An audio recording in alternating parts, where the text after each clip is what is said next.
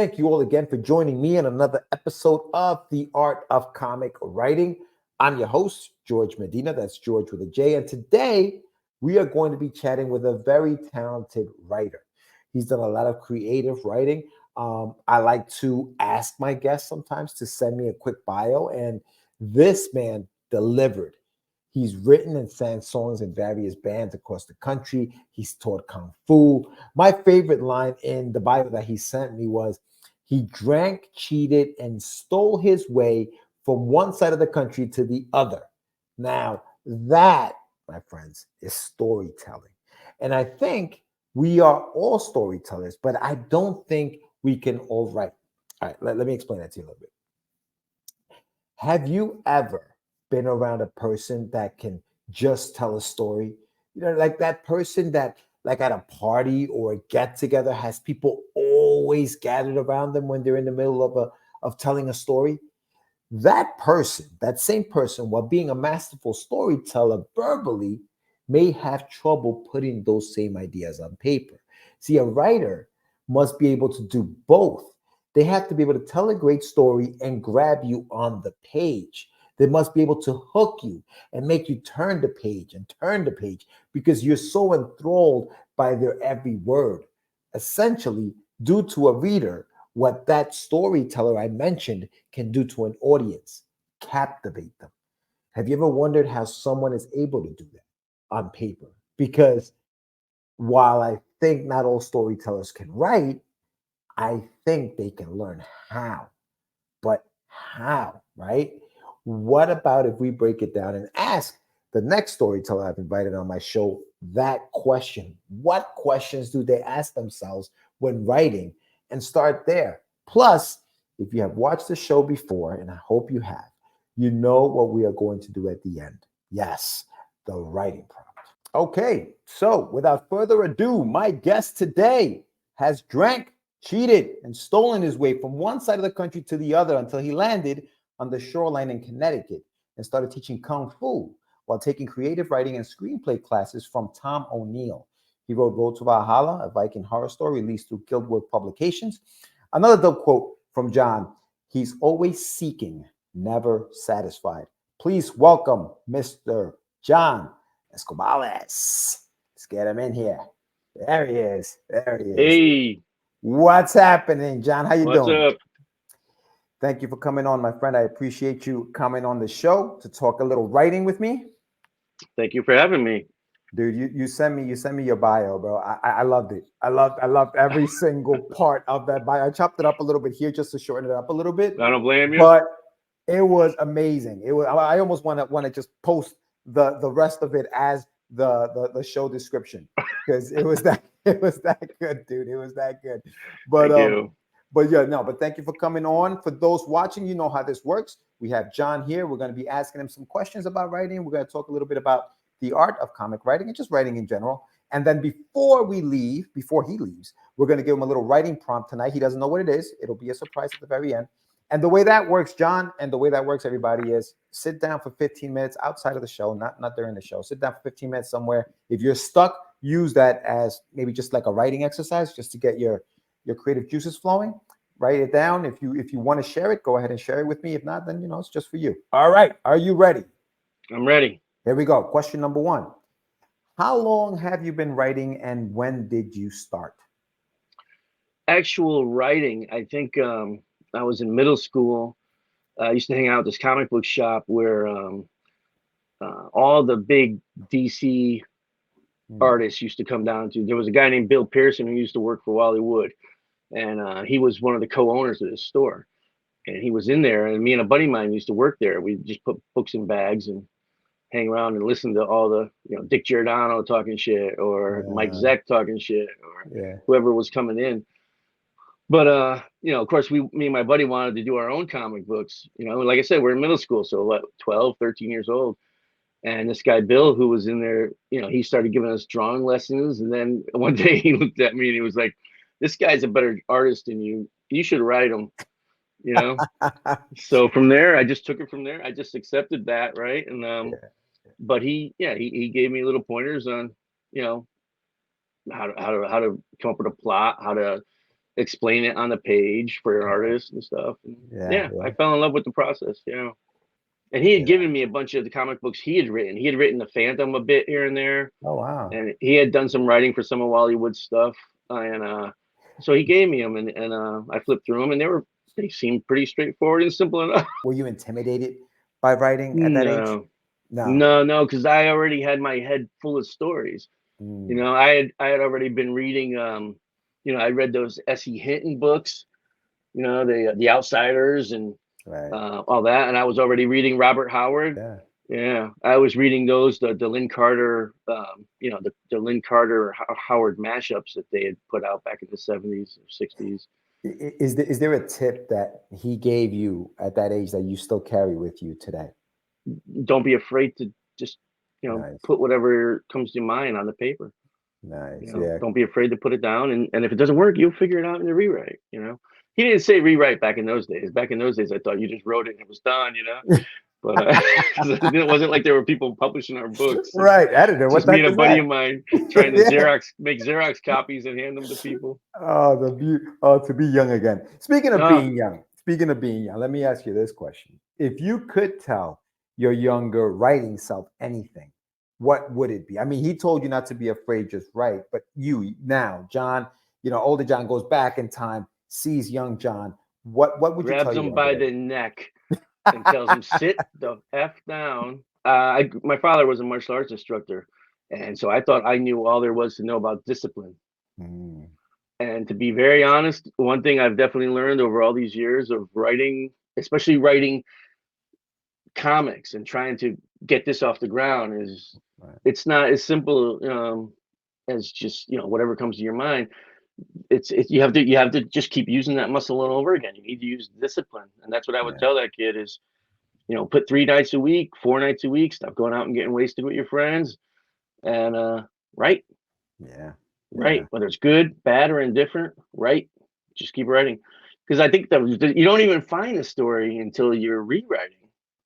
True. That's where the good stuff happens. As annoying as it is. Yeah, it's funny you mentioned when you're young, right? You're like, oh, I'm done writing it. Here we go, draw it, like we're done, and it's it's not. You're right. It really starts in that editing process when you start rereading what you wrote. The first draft is always going to be crap, and you just have to accept that. You just got to accept that the first draft is for you. It's for you, right? To get it out. Exactly, because otherwise you're not going to do it. You're not. It's like being sick. It's like you're all congested. You got to get it out. Yeah. And the other thing I would say is save your money, because as we were saying, you got to pay these guys. And if you have the money going in, it makes the whole process a lot easier. Yeah. So definitely discipline and save your money. So kids, if you're watching, discipline and save your money. You're going to need, especially as a writer, because you're going to need to hire your artist to work with you on your book. Road to Valhalla. That was a great book. I read all 3 issues, and I love the title, dude. Like, thank you so much. Yeah, man. Like, so my question is, how do you come up with the titles for your books? What's the process? 2 things. One, that was Keith's title. He came up with it. Okay. Big shout out to Keith. Yeah, big shout out to Keith. It was his baby, that one, that title. And he came with me and said he wants to draw monsters and Vikings, and sent me on my way to figure it out. So that's but like Monster or Master or any any of the other titles, I try to find something that's a key to the story. Something like Monster or Master. When I came, everybody hates that title. It seems like everybody I say something to, why is it that? Why is it Hector's a perfect example. Hector didn't dig it at first, right? And then he read it and he was just like, I get it now. So but that doesn't help you market the book at all. True. Oh, I should put it at the bottom. You'll get it after. You'll get it. Trust me. I promise. It's gonna make sense. It's gonna make sense. But I try to just come up with something that I try to make it snappy, but also that it's got some depth to it. So I guess it's got to mean something to me first. And then I can just argue with people until we figure out a happy medium, right? Right. Yeah, no, I think titles, I struggle with those sometimes, like, because again, it's one of those things where, like, It's the first thing they're going to see, obviously, right? You want to catch them right away so that they're like, oh, I got to pick that up. What is that about? Right. Like, look at that new True Detective series on HBO. Yeah. You know, Night Yeah. Country. Yeah, Yeah, I don't know. Have you watched any of it yet? No, I haven't, but I've seen the previews of that thing. Yeah, how is it? It's good. It's really good. Can you swear on the show? Yeah. Okay. Okay. So yeah, no, it's really good. And you know, Night Country. As soon as you get in 5 minutes, you know why it's called that. And nice. it's really smart. That's the magic, right? Finding that title that as soon as you start reading, you're like, oh, I get it, and it sounds cool. Like, yeah, you want the T-shirt. You want the T-shirt, right? You want the T-shirt right away. Absolutely. You know, it's funny. I remember when The Walking Dead came out at first. I was like, that sounds like it's been out. Like, how is he able to use that title, right? Like, it just sounds like something that was already. But then it was because, you know, there's been so many zombie movies before that. You know what I mean? Like, you just assume it's been used. Yeah. You assume that it's out, but it wasn't, and it fit so well with what he was writing about, the genre, and it just blew up. So, oh yeah, it was like the Turtles all over again. Oh man, the Turtles. But with zombies, you know. Right. You know, the funny thing about the Turtles, right? It's a long ass name. So would that work today? You think? I don't know. That's what I'm saying. That would work today. Work today, right? Teenage Mutant Ninja Turtles. Like, I think people would be like, "What Teenage Mutant Turtle Ninja?" Like, in today's society, dude. Yeah, they're not going to get halfway through. They're going to be like, "Click next." Yeah. Teenage. I'm too old for this. You know what I mean? Like, it's done. I'm done. I'm going to call a cop if they see me reading this. You know? I have a buddy of mine who's from the UK, and he said that in the UK they weren't allowed to use the word ninja way back when the book first came out. So they were calling it the Teenage Mutant Hero Turtles. It wasn't until much later that it changed in the UK, but they weren't allowed to use the word ninja. So they had. I wonder why they couldn't use the word ninja. I don't know. I don't know what the deal was, but yeah, especially at that time. I mean, the ninja were everywhere. You know? Right. Oh, that was a cool thing, dude. Like, I remember that, and that's the dream, right? To have a book in black and white with your buddy. You print out about 500 or whatever copies they printed out. Go to a convention and sell out, and then get picked up so that they go ahead and make a cartoon, movies, toys, all that stuff. I mean, granted, they changed some of it, a lot of it, to make it friendly. And I don't know that a lot of us would be willing to do that. But look what it did. I mean, it just blew up. Like, it was It created an empire of sorts. You know, it just keeps showing back up too. Yeah. They just keep reinventing it. How else are we gonna? What else are we gonna do with this thing? So, pick one of your books, John. What is a significant way your book has changed since the first draft? All right, Road to Valhalla. Oh, okay. We were talking about that for, Keith and I were just throwing the ball back and forth. What did he want to draw? And what did I want to write? And how were we going to make it? You had to have, I forget how we got them to the New World. I guess I wanted to do the New World thing, where they come to the New World. And he was cool with that. But it had to be a crew, right? You're not going to have like 3 of them show up there. And I think I actually did have like a crew of like something like 25 guys. And by the time they get there, by the time they get to the New World, half of them have fallen out of the boat in a storm, they have died of scurvy or whatever. Right. All this stuff. And it whittled it down to just, 8 or 6 guys. And he was good with that too, until we had to start, coming up with the pages. And then suddenly there was all these characters. And as we were creating these characters, I was creating all these backstories, which were creating new twists and turns within the story. Dude, that book was like a 12-issue maxi series when I put the draft down. And then one day Keith was just like, this is too much. This is too much. Yeah. So, we went for the slasher flick aspect of it, and we just chopped it down to 3 issues. Yeah. But yeah, I mean, I could probably write a novel on what I have left over. Yeah. Which, by the way, we are going to do another Road to Valhalla. We're working on it already. So. Nice. Yeah. Different characters, but same concept. Okay. All right. But see, and that's the thing when it comes to what we do, right? We build these worlds, and it sounds like you're a world builder, right? You like to know what these characters are going through, and some of that stuff never sees the light of day, right? Most It's of like it. most of it, right? You talk Mm, about a 12 issue miniseries down to like 3 episodes or 3 issues. yeah. There's a lot of meat still on that bone. Oh yeah, absolutely. I Yeah. felt like an idiot too, because I was like, oh shit. I mean, I wrote all this stuff, and how are we gonna, how do I fit it all in there? And then of course you Right. have to take into consideration, the art style. I mean, Mhm, mhm. is Keith's not somebody who's gonna put 22 panels on a page.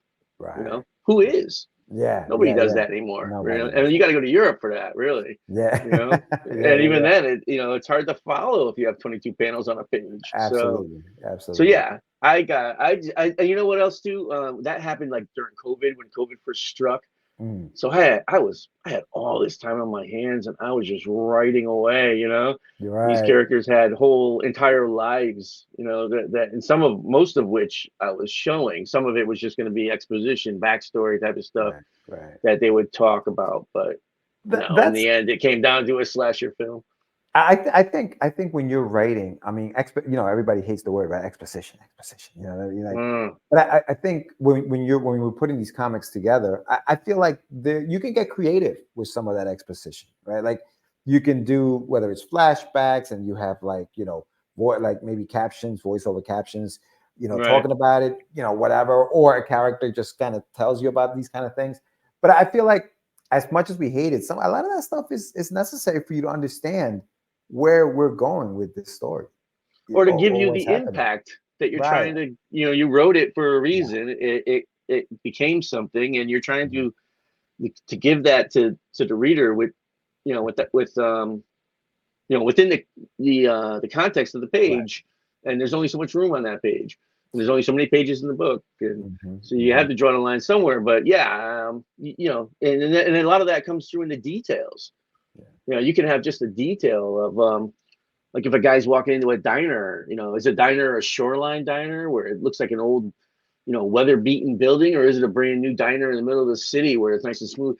You give them those details, and the reader feels like they're, hopefully Yeah. feels like they're there, and Yeah. that enhances the whole readability of the book. What are the characters wearing?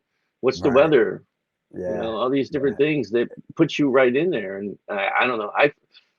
I get bored if I'm, or just, I'm not part of it. I'm just like, okay, well, when's somebody going to punch somebody in the face if there's no details, if there's no story Yeah. there? Do you still have those? Like, are there any like drafts of Road to Valhalla, like the Oh, the extended whole, version? oh Yeah, yeah, yeah. you do have those. Yeah, I Oh, think I've got a dude. good chunk of it on my computer. And I also have like the yellow pad that I did the That you just original notes on. Yeah. see, that's awesome stuff. That's the Yeah. stuff that I like to see, that behind the scenes stuff, like the process of creating that. I mean, chopping that stuff down must have been brutal, dude. Like it must have been. Yes and no. I mean, I really want Keith to be happy to draw it. So Well, yeah, yeah, I yeah, knew yeah, yeah. I had to find a way to put it through in a way. I mean, Christ, the first draft didn't even have a monster in the first issue, and there are hardly any monsters in the first issue. They just Oh, keep okay. talking about them. Yeah. So yeah, that was tricky. I remember it was Keith though who said, take all that stuff and write a goddamn novel. I just do this stuff.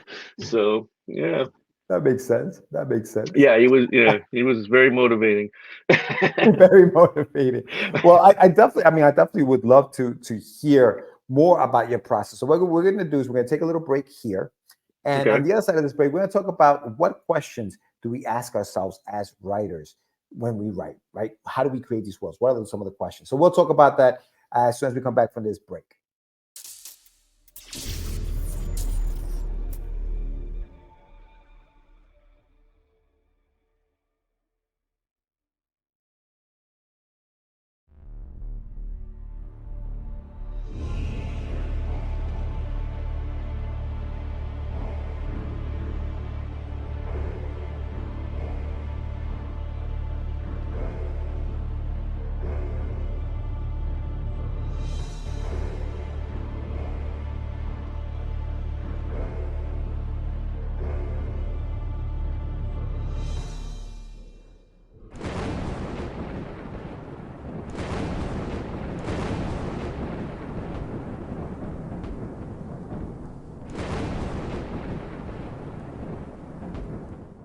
All right, so welcome back. Here I am with Mr. John Escobalas, and we're talking writing. We're talking writing. If you missed the first half of the show, we wanted to check it out. We spoke about some really good stuff here.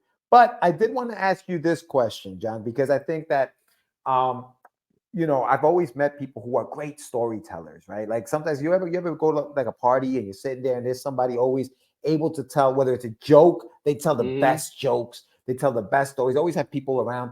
But a lot of times those people, if you ask them to write that stuff down, probably couldn't tell you how to do it, right? They'd No, be yeah, like, it's hard.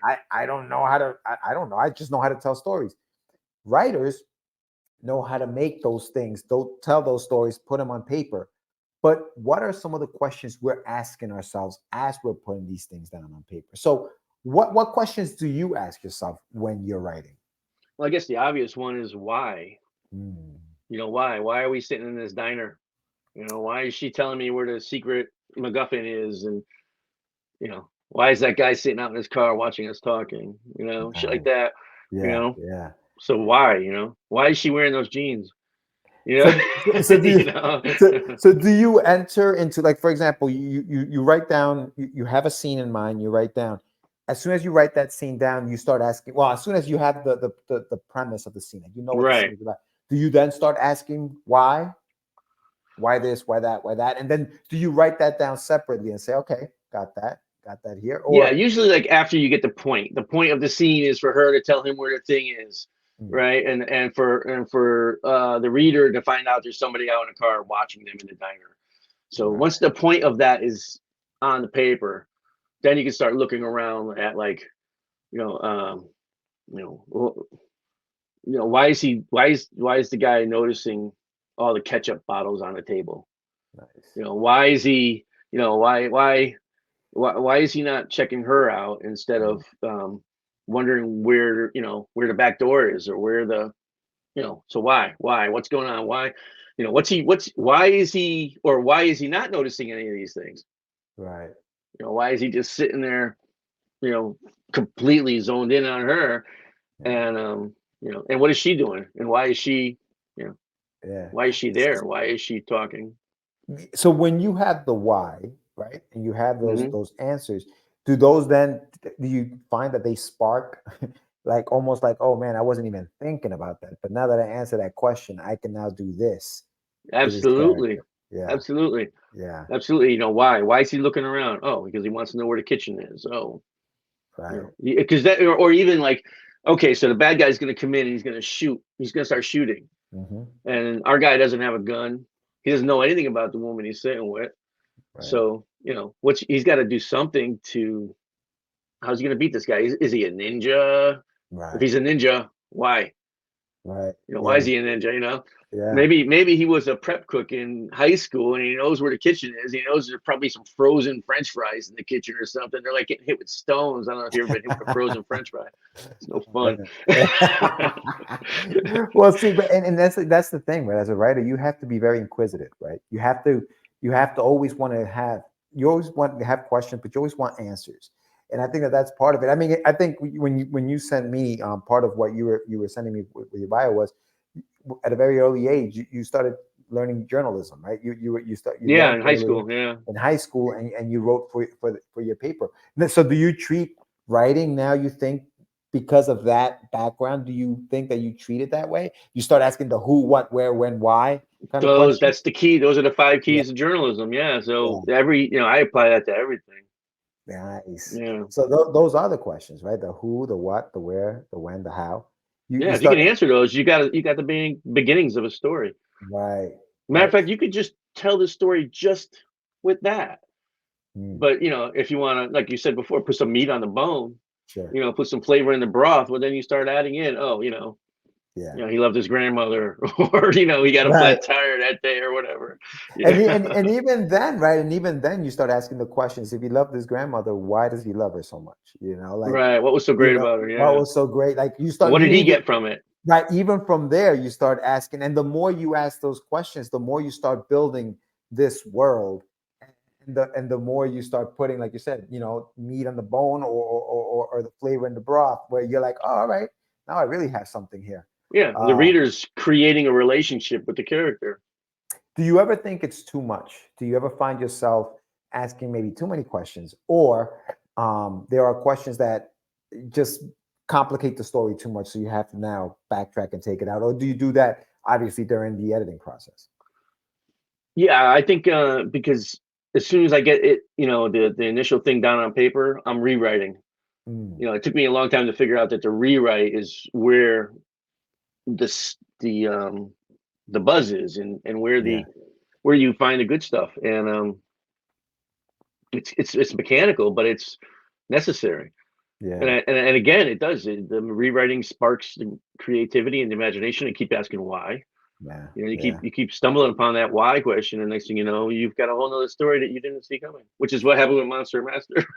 You just have another story, right, that you didn't see coming. Right. Do you write mostly prose now, or do you write a lot of comic scripts? What are you doing? I kind of bounce between the two, but I am taking the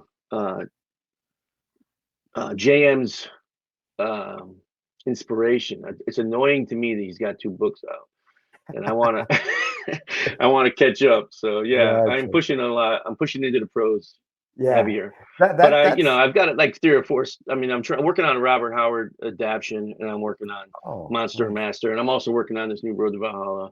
I've Right. got one or two other things I can't talk about, but we'll see what Yeah. happens with those. Yeah. No, I just feel like for me, the process of writing, whether you're writing whatever it is you're writing, whether you're writing screenplays or whether you're writing, a comic script or prose, for me, it starts with the world building. It starts with knowing your characters, knowing your worlds and things like that. And from there, it makes it, to me, it makes it easier to kind of just start writing, because now I know everything.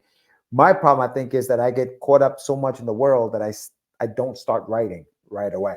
Yeah, I'm you created this world, but yeah, where's your story in that world? Yeah, right. And that's where, maybe asking these questions helps kind of like put that into focus, right? yeah, Pick a absolutely. character, ask these questions, and create that story around that particular, character, and the questions that I've asked about that one character, I guess. Right. It's interesting to look at like Blade Runner and what an Mm, amazing world they built for that.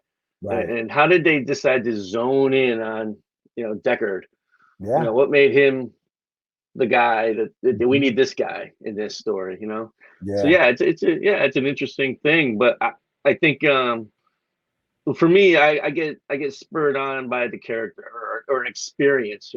I could Yeah. listen to a news thing or a song or something, and somewhere in there, I get that story, I get something clicks, and it doesn't matter where I am or what I'm doing. I'm off. Right. I'm Yeah. creating this, or this thing is rolling around in my head, and then I have to figure out: is this a sci-fi story? Is this a fantasy story? I've done noir, like mystery stories in a fantasy setting. Mm, I don't know, because I just hadn't seen that before. And that's I thought, cool. well, this is different than the usual, oh, there's a big, powerful individual wizard or something going to take over the world. No, this is just a guy, trying to figure out what happened to his girlfriend or something. Yeah. Yeah. Yeah. So But that's the beauty of it, right? I think that once you get lost in that, in your own world, you can create anything, and that's the beauty of like being a writer and being creative that way, is that you look at the world through totally different lens right, than a person who doesn't write or isn't into like, oh, what the, but we look at the world, I think, through a whole different lens, and everything can be a story. Anything can be a anything. story. Yeah. Yeah, and Hemingway used to that's say the that. thing. Yeah, Hemingway yeah. said the best tool a writer has is to be able to listen. Hmm. Listen Yeah, as hard as you can. you know. that is awesome, man. That is awesome. That is great. Well, listen, I have one more question for you, All right. John, before I let you go here. And the question is, what's your favorite YouTube channel, and why is it Get Your Meds? Oh well, it's got to be Get Your Meds, right? It's got to be, right? It's got to It's got be. to be. It's got to be. It got to be.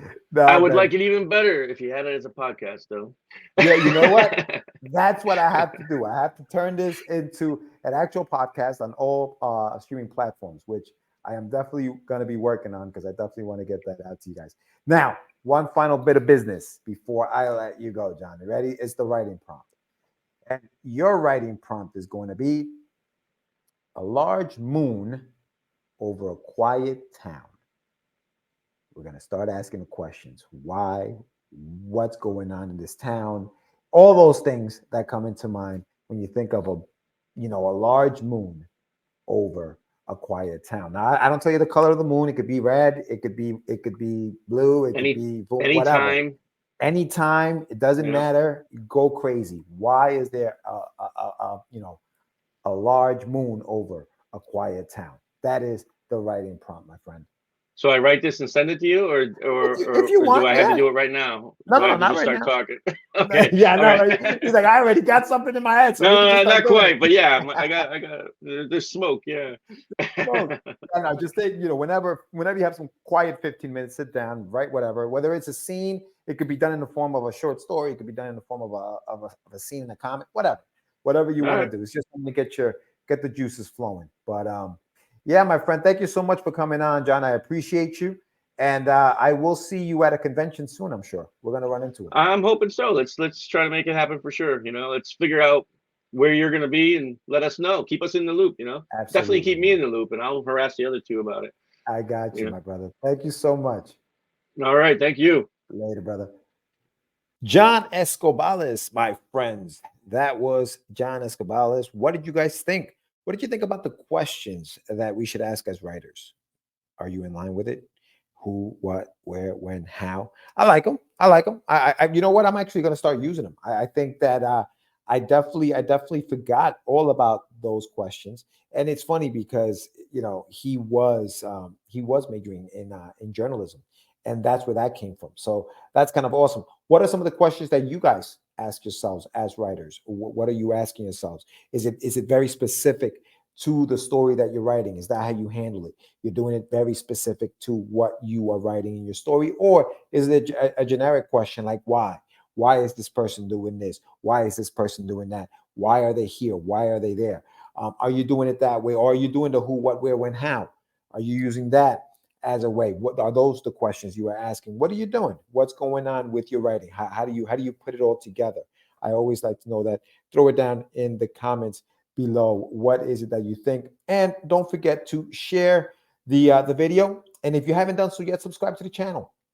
Give me a subscribe. It's free. Why not? Just throw a little, boom, hit the little subscribe button, and hit the notification bell so that you know when I'm coming on these shows live. Make sure you do that. Well, not live. I lie. I'm not live. It's recorded. But at least now you know when I'm going to be dropping a video. So make sure that you do hit that notification bell. It does help.